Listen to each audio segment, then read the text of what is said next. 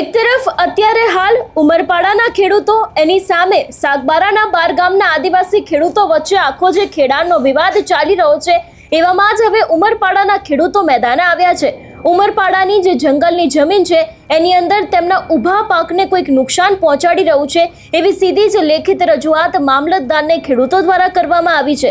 કોના પર આક્ષેપ મૂકવામાં આવ્યા છે, ઉમરપાડાના ખેડૂતો દ્વારા શું વાત કરવામાં આવી છે તેની વિગતે વાત કરીશું આજના આ વિડીયોમાં। નમસ્કાર, હું હંસિની અને તમે જોઈ રહ્યા છો નિર્ભય ન્યૂઝ।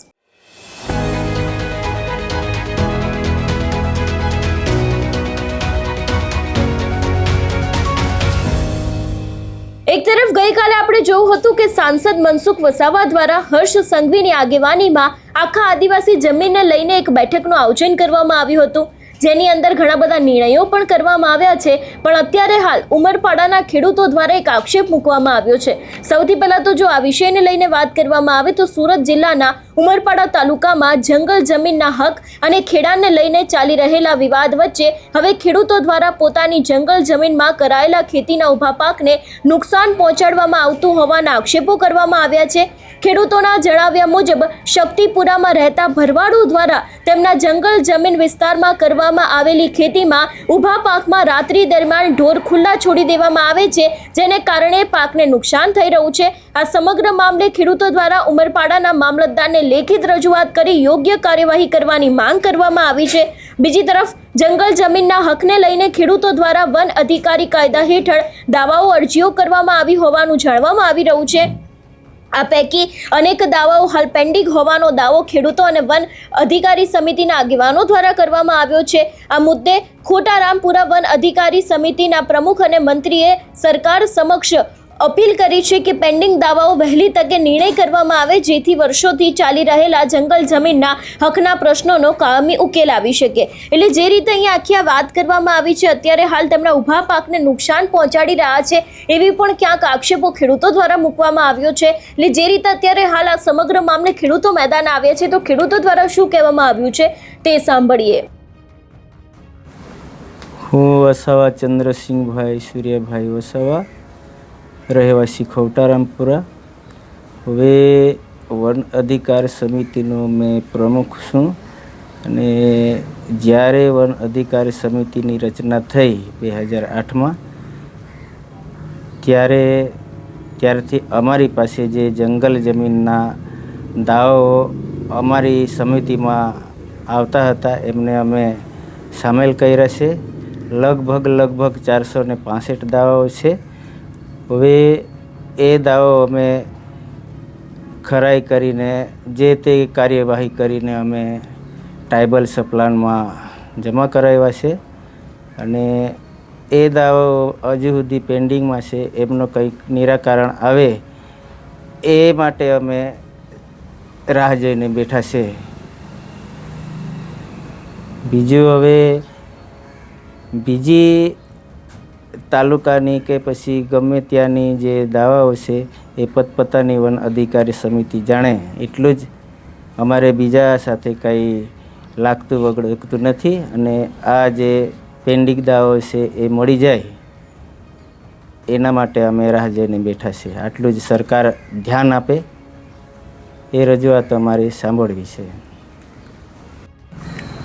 મારું નામ ઈશ્વરભાઈ વસાવા, સુરત જિલ્લાના ઉમરપાડા ગામ ખોટારામપુરા, તાલુકો ઉમરપાડા, જિલ્લો સુરત। અમે 2005 પહેલાંથી જમીનનો અમારો કબજો છે, જંગલ જમીન ખેડતા છે। ત્યારે અમે 3 ગામ મળીને 465 દાવા છે અને જંગલ જમીનને ખેડતા છે ત્યારે ઘણા વર્ષોથી જ્યારથી ખેડીએ છીએ ત્યારથી શક્તિપુરાના ભરવાડો છે તે રાતના હેરાન કરે છે। એટલે છૂટી ભેંસો રાતના છોડી મૂકે છે અને ઊભા પાકમાં આવીને ભેલાડ કરી જાય છે અને જ્યારે કોઈ પકડાઈ જાય ને કહેવા જાય ત્યારે અમારી ભેંસ નથી એમ કહેતા છે અને કોઈ પકડાઈ જાય તો એમ કહેતા છે જાઓ કેસ કરવાના તો કરો અને કેસ કરી દો, નહીં તો અમે કંઈ દંડ ભરવાના નથી એમ કહેતા છે। અને આજે ગઈ રાતે 10 ભેંસો આવેલી તો 2 જણ હાંકી મૂકવા આવેલા પણ રાતના જોવામાં નથી આવ્યા બરાબર, એટલે ઓળખાયા નથી। 2 જણા હતા અને 10 ભેંસો હતી તો તે રાતના છોડીને જતા રહેતા છે. અને હવે ખેડૂતે જાગતો રહે તો કેટલે સુધી જાગતો રહે? 1-1.5 વાગ્યા સુધી જાગતો રહે અને જ્યારે ઊંઘી જાય ત્યારે ભેંસો આવીને ચરી જાય તો આખી ખેતીનું ભેલાણ થઈ જાય.